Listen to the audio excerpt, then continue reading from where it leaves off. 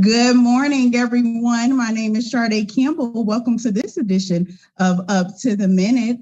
I am pleased to be joined by my co-host, who I'm going to invite to tell everyone how to find us. How are you today, Sade? Good morning. How are you? The team is back at it. How about that? When the boss is away, the mice will play. You can catch us. We are actually live on the Houston Community College District Facebook page. We're also on YouTube. We're also on Twitter, LinkedIn, and Instagram. And we're on HCCTV at noon, 5, and 10 p.m. Monday through Friday. All right. Thank you so much for that, Parrish. You should recite. You should hear that in your sleep when you say it. You know what? I wake up before I brush my teeth. I say it twice. Well, today, for everyone, today is Thursday Family Fun Day. One of our favorite guests is returning to talk about an awe-inspiring experience supposed to transport you back to 1922, discovery of King Tut's tomb. Kathleen, will you say hello to everyone? Hello, everyone. I'm so excited to be here, especially to talk about Tutankhamun. Absolutely. And Kathleen is the Director of Curriculum and Content at the Houston Museum of Natural Science. Parrish will be with her shortly. But first, as we recognize Breast Cancer Awareness Month, one of HCC's faculty members is here to discuss being selected for the Rose Bowl Parade. Mary Lewis is a government faculty member here at HCC's Northeast System College within our system, and she's going to be a part of the Donate for Life float within the parade. Welcome to the show, Mary. Hi, everybody. This is such a huge honor. Congratulations. Thanks so much.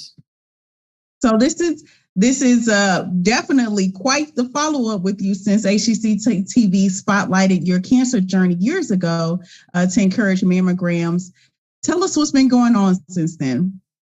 Well, teaching my government classes as usual, but also I've spent time telling people about my journey and about Donate Life, and also being a part of telling people about my story, tissue donation, and I was honored and also blessed to be selected to be a rider in the American Association of Tissue Banks and Donate Life Rose Parade float for January 2023. So I'm kind of excited about that. Yeah, this is incredible in raising awareness, which is clearly your mission, and very important to you, about raising awareness of starting with the breast cancer screening. What would you say to someone that may be procrastinating on getting that screening? No, don't do it. I encourage people to go and get their mammograms, to get their screening, not only just for breast cancer, but for all things that, because we never know exactly what happens. I was vegan, exercised. I felt, nothing was, that I was just totally healthy. I go in and they find a lump. They thought it was a cyst. I even had the 3D mammogram. And one moment they tell me that they're going to monitor. A few months later, they tell me 80% chance of cancer. And they tell you this on a Friday afternoon. So by Monday, your anxiety levels are really at the top. But I had an aggressive form of cancer, triple negative.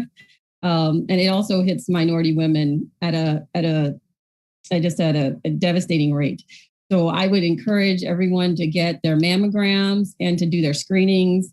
And I'd also like to encourage people about donating tissue, because that's also the other part that I didn't understand. My cousin had to tell me about donated tissue because I had breast reconstruction and I didn't know what was involved. If you have a cancer diagnosis, you just want to know how to get this out of your body. You never think about what comes afterwards.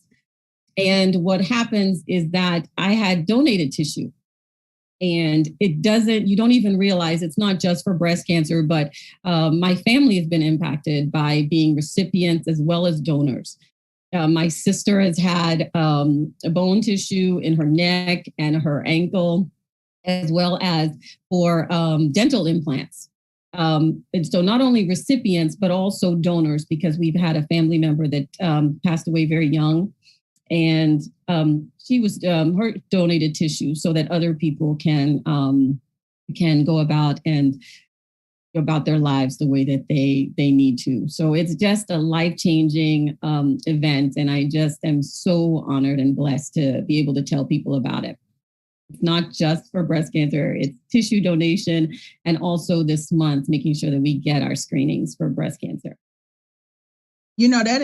I'm so happy that you amplified that, because that's often that doesn't rise to the top of the conversation. And I have a lot of family members who have been survivors of breast cancers and lost their battle, and I've never actually heard about tissue donation.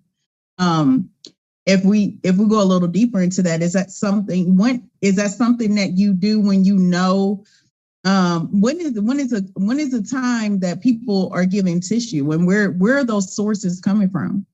Well, okay, so it happened not only thinking about receiving tissue donation, but also just in terms of donor tissue. And not only do we think about this, if you think about your family members, and I try to make sure that people understand that it's not just for one thing, it impacts our lives in a variety of ways.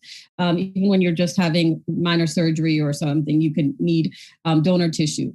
So not only I signed up to be a donor on my driver's license when I renewed my driver's information, but you could also there's these different organizations, like not only the American Association of Tissue Banks, but there's Donate Life, that you can read stories as well as see how to donate. There's eye donations, there's liver, different tissues donations. And I think that if it's possible, I can also provide links as well to help with that. So. Well, thank you so much for that. And, what was the time going back? What was it like going back into the classroom after your break? Well, it wasn't a break. Let me not act like it was a vacation after you got well. Okay, so a little side note here. When I told people yesterday that I was going to be a rider on the floor, and they said, "You're so lucky," and I said, "I almost died." So it's one of the things where it is a blessing, but at the same time, and I don't need to be morbid, but it's a journey. And just going, you go one step at a time, and you think about, battling cancer. And then when you figure out, okay, so I've done this, I've done it, not only was it aggressive, but everybody has a different journey. So going back into the classroom, but it's not like even stopping my work. And I had to tell you this, is just, it kept me going, because even when I was receiving chemo, I had my classes that I was doing online during the same time period. So it helps you focusing on other things. But I also think that going back into the classroom after my reconstruction surgery, it was very, very helpful to knowing that when the students looked at me, they would look at me the way kind of like I was before. Less hair, but the way I was before. So that was amazing to me. And that's when it is that it really sunk in that I can basically go back to living the life that I had before. So thank you for sharing it. And I think, most of the time, either, in tragedy or in crisis, people struggle to know the right words to say or how to frame something. I just had to catch myself. And like you had shared, it's not, it's a journey. This is a part of your journey, raising awareness for other people to make sure that they take those preventive measures to screen early and often. Well, what's the latest with? Well, let me circle back. Can you, for our viewers, have you practiced your wave from the float? So I was told that there are the riders and the people that walk us along. So I was like, am I going to be on the float? And they said, yes, that I'll be on the float. So I've just been, everybody says, do you have a wave? And I said, I'm practicing. I'm just going to But I'll be so excited. If anybody knows me, they know that I smile all the time. And then I get so excited. I just left my class and I had to do, whoa, whoa, whoa. So I had to calm myself down a little bit. But I can tell there's no wave. I'll probably be doing my whole happy wave. It's not going to be dignified. I'll try. Definitely try. It is going to be very much you. That's what we expect. Well, when you get back to, life that's not on the float with all of the lights and everything that goes on with the parade, what's the latest with the government department that you would like to share? Oh my goodness. So I am totally biased in this, totally biased. But I think our department is amazing. Every time we talk about, we need to try this, I'll go to these meetings and they'll say, well, we need to try this with early alerts. I'm like, we're already doing that. The government department does this. And we also have a newsletter. We have a newsletter that I'm a part of. We get our newsletter and majors and minors newsletter. I'd like to put out a shout out for that. So that comes out to help students that want to major in government or minor in government. But our faculty are amazing. Our classes are amazing. I get so excited at 8:00 in the morning. So you probably don't want to like an 8:00 class with me because I scare people. But we are amazing. So government has a lot of things going on right about now. So not only government, but social and behavioral sciences. We got it. Well, we are definitely, as we come up on this, we're on this ramp to election season, have to bring back you to represent the government department to give some tips around getting engaged into the voting process. But we thank you so much for sharing your story and your journey. We just got done speaking with Mary Lewis of the government department here at HCC. And she is a representative of Donate for Life Float in the Rose Bowl Parade. So set your TVs up to record that or catch it. We'll have information posted after the show. Thanks so much for joining us, Mary. Thank you. Y'all have a great day. You too. Great to have you, Mary. And look, this is the pageant way. This is the pageant way right here. The pageant way. You don't know this about me, but I was in a parade when I was like 5. I don't tell a lot of people. And you've carried that since you were 5. Okay. All right. I'm holding it deep down in my soul. Okay. All right. Certainly not as special as the Rose Bowl Parade. Let me be clear. Right. Thank you. Thank you, Mary. Bye, Mary. Well, I'm kicking it over to you, Parrish, and to a really incredible topic. This is actually good. I actually have some experience with this. I have the pleasure of interviewing Kathleen Haven. She is Director of Curriculum and Content for one of my favorite places, the Houston Museum of Natural Science, and she's our Thursday Family Fun Day guest. Welcome, welcome, welcome, Kathleen. Oh, thank you. Thank you. I'm so glad to be here. How you doing today? I'm doing really well.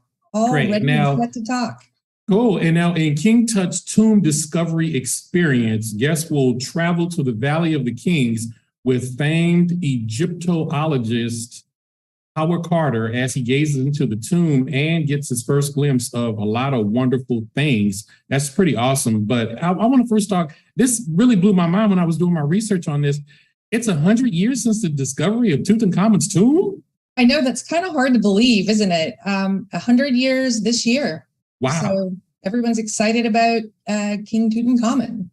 Wow. Now, when I was 12, we drove to New Orleans. My aunt was really into this type of stuff. We drove to New Orleans and we stood in line for hours to see what they got from this man's tomb. And it didn't come, the tour didn't come to Houston, but it toured, in many, many cities. Why is Tutankhamun so popular? I mean, when in my research, I had to find out who this guy was, I was standing in 10 hours, in line to see. He was relatively young, and he was kind of obscure. Why is he so popular when it comes to just Egyptian stuff? That's the first thing you think of when you think of an Egyptian pharaoh. Absolutely. And my family, too, also drove to New Orleans and stood in line for 3 hours. I was 6, so now we know how old we are. Right. He is just kind of in his second, I call it like his second afterlife, right? So the Egyptians believed in an afterlife, and now his second afterlife or his second incarnation, he's so much more well known and so much more popular, I guess, because he is the only glimpse we've really had into ancient Egypt, a partially or almost totally undisturbed tomb. So we got this glimpse that, no one's ever had before. And so that just kind of catapulted him into sort of the imagination, right, of the public. And so I think that's why he's so popular.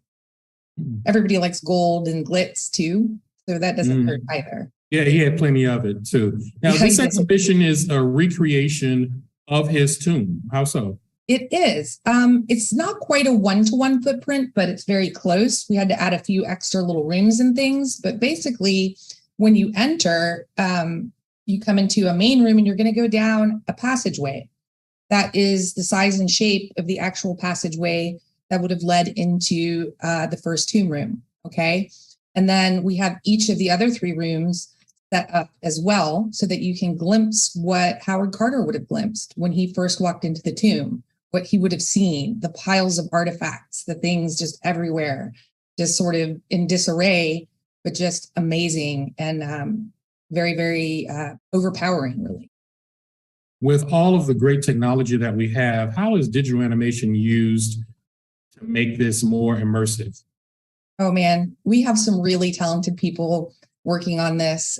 So we have all kinds of videos and interactives, but I think the most special thing is the immersive room. When you go into the tomb room, it was the only room in Tutankhamun's tomb that had painted walls. And they were walls that showed his funeral and how his afterlife, they wished his afterlife to progress, right? Sort of his travels through there.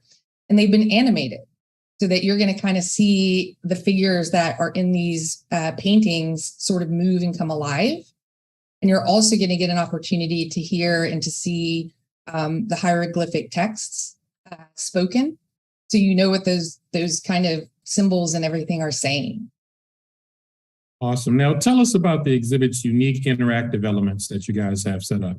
We have a lot of really cool kind of cutting edge things going on. We have a lot of things that you're going to be able to touch, which everybody likes to touch things. In the museums, we were all taught as kids, you put your hands behind your back, don't touch anything. Well, there's things here you can touch. We've got a work tent that's going to have the tools that they would have used during the excavation and some of the other little bits and pieces that would have been on site during the excavation. We have a touchable reproduction of Tutankhamun's second coffin lid.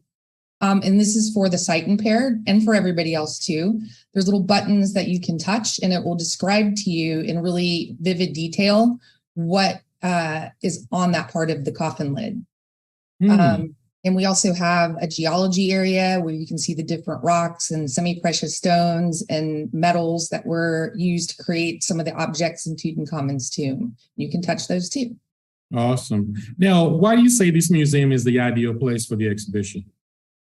Why would I say it's the ideal place for the exhibition? Why would you say that?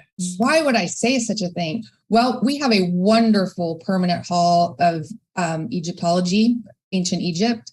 That's will be adjacent to this experience. And so that makes it ideal. So you can go in, you can have the experience, which is just a little window of time during Egypt's immensely long history, right? We've got 5,000 years of history in the area. And you can kind of put Tutankhamun's life and what was going on in his tomb and everything sort of into perspective on the larger timeline. And you can see lots of other artifacts from different periods in Egypt's history. That is great. Museum of Natural Science has always been one of my favorite places. My grandfather was a teacher and I don't know how he did this, but he used to go when he taught about the human body, he used to go and he used to get like actual models where you can open the head up and see the brain and stuff like that. And it was amazing. And I've loved that place ever since then. It's always been somewhere where you can go, be amazed and learn. And it's really, really outstanding. Listen, Kathleen, thank you so much for your time. We really appreciate having you. She is Kathleen Havens, and she is the Director of Curriculum and Content for the Houston Museum of Natural Science. And she's our Thursday Family Fun Day guest. We'll have more information on her and this wonderful Tutankhamun exhibit at the end of the show. Thank you again, Kathleen. Thank you, guys. Have a great day. Bye. Sade Campbell. Yes, sir, Mr. Parrish. You know, you all say you're showing your age, but I remember as a child, and I'd like to think that I'm not that old, going and seeing King Tut's exhibit. And I have not said the full name in a really long time, so I'm not even going to try this morning. Tutankhamun. Hey, man, I had to know. My aunt was a nerd. My aunt Stephanie was a nerd, and she was into Greek mythology, and she was into, Egyptian stuff. And man, I don't know how she got me down there, but she drugged me to New Orleans with my grandmother. And I would spend my summers in New Orleans, but to go there and look at all of this stuff, it was amazing. It was like, wow. And to know that this kid was a kid, he was really young. Tutankhamun wasn't middle-aged. So he's not only was he young, but he was extremely popular. So the exhibit's really great. I'm going to try to get by and go see it. I have not been to the museum district enough post-pandemic. So I think that's something really a great way to get back into it. Well, as we get into it, we have a couple of announcements before we get out of here. We're going to transfer to our announcement. Segue, yes. They call it, that's what the TV people call it. Yes, transfer to our announcements, kicking off with the transfer fair. See what corniness I did there? Anyways, we are wrapping up our transfer fairs. Students can join HCC at the fall transfer fairs and meet a host of universities to plan their educational journey after leaving HCC. There's one today from 10 a.m. to 1 p.m. At the West Loop campus, Information about it will be posted after the show. Great. Become a civic trustee. HCC's Community Learning will offer an 8-week online workshop to help you learn how to do your civic duty. Learn no blame, practical problem solving, get in the game of government decision making, and identify leadership roles in your city without running for office. How about that? 9 a.m. until noon, Mondays, starting October the 17th through December the 12th, and all of this will be virtual. We'll have more information on our post and a link at the end of the show. I just think that's phenomenal. I'm interested in it myself, and I always say we don't necessarily need more voting. We need more voting literacy, and people really don't know what all of these positions do, or when they're not happy about something, who to even be angry at. So I just think voting literacy, anything that is connected to voting literacy, I am down for. Well, we're moving on to announcing our DEI Fall podcast that is set for starting this month. Dr. Donna Davis, who's HCC's Diversity, Equity, and Inclusion Officer, will discuss October's DEI. If you didn't catch, DEI stands for Diversity, Equity, and Inclusion podcast, to provide dialogue for the HCC community. It'll be from 11:30 a.m. to noon, starting on Thursday, October 20th, kicking off with the topic of critical race theory. So hearing thoughts about that and just digging into what is true and what is not about critical race theory, it should be a really good episode. It's interesting because there are a lot of things out there, and some of them are believable and some of them aren't. It'd be good to know that. One of our favorite people, Dr. Didi, we're looking forward to that. Also, fall food trucks are back.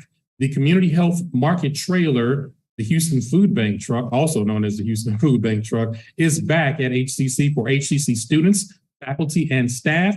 You can sign up for available time slots. Just pick the campus, the date, and the time to pick up your food from 10 a.m. until 1 p.m. through October the 27th at multiple campuses. We'll have more information for you after the show. All right, and moving on to Your Infinite Nature Sol Diaz exhibition. This exhibition of new paintings and photo works by Houston-based artist Sol Diaz, explores how the poetic relationship between nature and man is a source of regeneration and comfort.